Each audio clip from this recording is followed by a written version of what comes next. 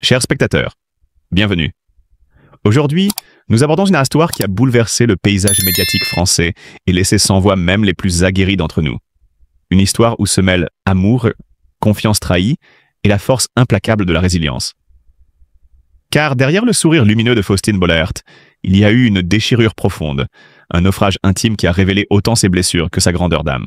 Née le 20 mars 1979 à Paris, Faustine Bollaert s'est imposée au fil des ans comme l'une des figures incontournables du journalisme et de l'animation télévisée en France. Elle n'a jamais cherché l'esbrouffe ni la provocation. Sa marque de fabrique, c'est l'écoute, la sincérité, une capacité rare à tendre le micro aux autres sans jamais les juger. Mais cette posture de bienveillance, si précieuse à l'écran, l'a aussi rendue vulnérable dans sa vie personnelle. Car lorsque la trahison est devenue frapper à sa porte, elle a tout pris de plein fouet. Le drame s'est noué autour de ce qui devait être un socle indestructible. Son mariage. Loin d'être un conte de fées figé dans l'éclat des projecteurs, cette union reposait sur une confiance absolue. Jusqu'au jour où Faustine a vu de ses propres yeux ce que toute femme redoute. Son mari main dans la main avec une autre. Une image simple, presque banale pour un passant distrait, mais pour elle, un cataclysme. Ce geste, insignifiant pour certains, s'est transformé en une blessure cinglante, comme une lame invisible tranchant le fil fragile de l'amour. À cet instant précis, tout s'est effondré. La certitude d'être aimé, la sécurité d'un foyer, l'avenir partagé, tout a volé en éclats. La trahison, crue et brutale, a réduit à néant des années de complicité. Et dans le silence après la tempête, il ne restait qu'une évidence douloureuse. Parfois, ce n'est pas l'amour qui s'éteint, mais la confiance qui s'écroule. Pourtant, la réaction de Faustine n'a pas été celle d'une victime qui se laisse consumer par le désespoir. Non, elle a choisi la dignité. D'un pas ferme, même si son cœur tremblait encore, elle a décidé de tourner la page. Déposer une demande de divorce, ce n'était pas renoncer à l'amour. C'était protéger ce qui lui restait de plus précieux, son respect d'elle-même.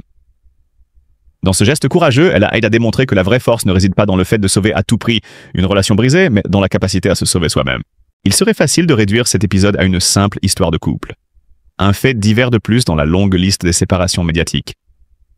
Mais ce serait trahir l'essence même du parcours de Faustine Bollaert. Car cette épreuve a révélé une femme en lutte, une femme qui a refusé de se laisser définir par l'infidélité qu'elle a subie. Elle a affronté le regard du public, celui des médias, mais surtout son propre regard dans le miroir. Et elle en est ressortie grandie, bien que marquée à jamais. Dans l'univers souvent cruel du show business, où l'on cache les fissures derrière des sourires impeccables, Faustine a choisi la vérité. Elle a osé dire sa douleur, avouer ses larmes, partager ses failles. Ce choix, risqué pour une personnalité publique, a eu un effet bouleversant. Il a rapproché encore plus son public d'elle. Car en elle, chacun a pu reconnaître un éclat de sa propre fragilité, un écho de ses propres blessures. Ce drame intime, loin de l'anéantir, a façonné une nouvelle étape dans sa vie et sa carrière. Faustine n'est plus seulement une animatrice, elle est devenue un symbole de résilience. Elle incarne cette idée que la chute, aussi brutale soit-elle, n'est jamais la fin. Elle a transformé son chagrin en une force tranquille, une énergie tournée vers l'avenir. Et si aujourd'hui elle continue de prêter sa voix aux autres, c'est parce qu'elle sait mieux que quiconque ce que signifie survivre à la douleur, se reconstruire et avancer malgré les cicatrices. Ainsi, l'histoire de Faustine Bollaert n'est pas celle d'un échec conjugal, c'est celle d'une renaissance. C'est la démonstration que derrière les caméras et les projecteurs, les célébrités ne sont pas épargnées par les trahisons, mais que certaines, comme elle, parviennent à transcender leurs épreuves. Ce que Faustine nous enseigne, c'est qu'il n'existe pas de honte à pleurer, qu'il n'existe pas de faiblesse à dire « j'ai souffert ». La vraie noblesse réside dans le courage d'affronter la vérité et de continuer à marcher, tête haute, même lorsque le cœur est encore meurtri. En racontant son histoire, Faustine ne cherche pas à se venger, ni à se faire plaindre. Elle transmet un message, celui de la dignité dans l'adversité, de la lumière qui peut renaître même après la nuit la plus sombre. Et en cela, elle n'est pas seulement une animatrice de télévision respectée, elle est devenue une figure inspirante, une femme qui montre que l'on peut être brisé un instant et pourtant trouver la force de se relever. Tout a commencé par un instant brutal, une scène que la journaliste elle-même décrit comme un choc physique. La porte qui s'ouvre, et derrière elle, une vérité qu'elle n'était pas prête à affronter. Faustine raconte ce moment comme si le temps s'était arrêté. Son cœur a cessé de battre l'espace d'un souffle. Le monde autour d'elle s'est effondré. Ce n'était pas une dispute, ni une révélation violente, mais la découverte silencieuse que la confiance qu'elle avait construite depuis des années venait de se briser. Derrière l'image publique de l'animatrice souriante, il y a eu des nuits blanches, longues et étouffantes. Des heures passées seules, recroquevillées sur un canapé ou blotties contre un oreiller trempé de larmes. Personne, dans son entourage professionnel, n'aurait pu deviner que cette femme si solaire passait ses soirées à interroger le vide. Où ai-je failli? Qu'ai-je raté pour en arriver là? Cette douleur silencieuse, cachée derrière un maquillage impeccable et un sourire de façade, illustre la cruauté d'une séparation lorsqu'elle est marquée non par les cris, mais par l'absence de mots. Car le véritable poison n'était pas le conflit, mais le silence. Dans son récit, Faustine insiste. Ce qui a tué son mariage, ce n'est pas la violence d'un désaccord, mais la froideur quotidienne. Des journées entières où son mari ne disait plus rien, des regards détournés, une distance que l'on ne comble pas. Cette absence de dialogue a été le signal le plus terrible, bien plus douloureux qu'un affrontement. Lorsque la vérité est apparue, elle n'a pas éclaté comme un tonnerre.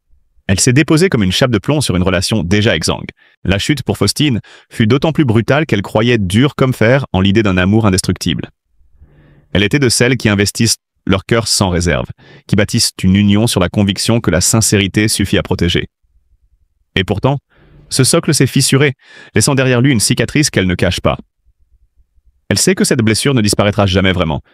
Elle est devenue partie intégrante de son histoire, une mémoire douloureuse mais structurante. Mais ce qui surprend, c'est la lucidité avec laquelle Faustine a choisi de se relever. Beaucoup s'attendraient à ce qu'une femme trahie supplie, négocie, tente de retenir l'autre. Elle, au contraire, a posé un choix radical. Ne pas s'accrocher à ce qui n'avait plus de sens.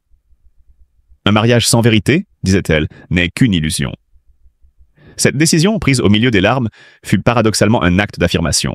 Une façon de retrouver une dignité que la situation menaçait de lui voler. Dans ce parcours semé d'ombre, il reste pourtant une lueur. La volonté de croire encore, en l'amour. Faustine n'a pas cédé au cynisme. Elle ne parle pas d'un renoncement, mais d'un rêve toujours intact. Celui de rencontrer un jour un amour vrai, un amour débarrassé des faux semblants et des trahisons.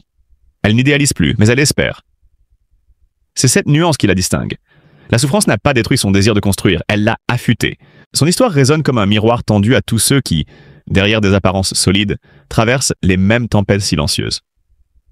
Elle rappelle que les personnalités publiques, aussi exposées soient-elles, ne sont pas protégées des blessures intimes. Faustine, avec ses confidences rares mais intenses, met des mots sur une réalité que beaucoup vivent dans l'ombre. L'usure de l'amour, le poids du non-dit, la violence feutrée de l'indifférence. En filigrane, son récit pose aussi une question universelle. Comment renaître après avoir tout perdu?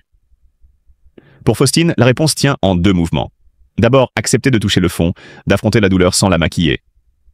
Puis, choisir de se relever, non pas pour sauver les apparences, mais pour retrouver une vérité intérieure. C'est ce chemin qui, au-delà du drame conjugal, donne à son témoignage une dimension presque universelle. Aujourd'hui, l'animatrice continue de faire son métier, avec la même chaleur humaine qui la caractérise.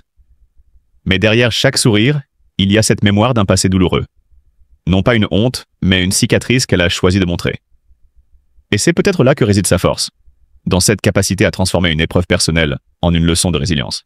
À travers son expérience, Faustine Bollaert nous rappelle que les histoires d'amour ne se terminent pas toujours dans le fracas des cris, mais parfois dans le silence glacial d'une porte qui se ferme.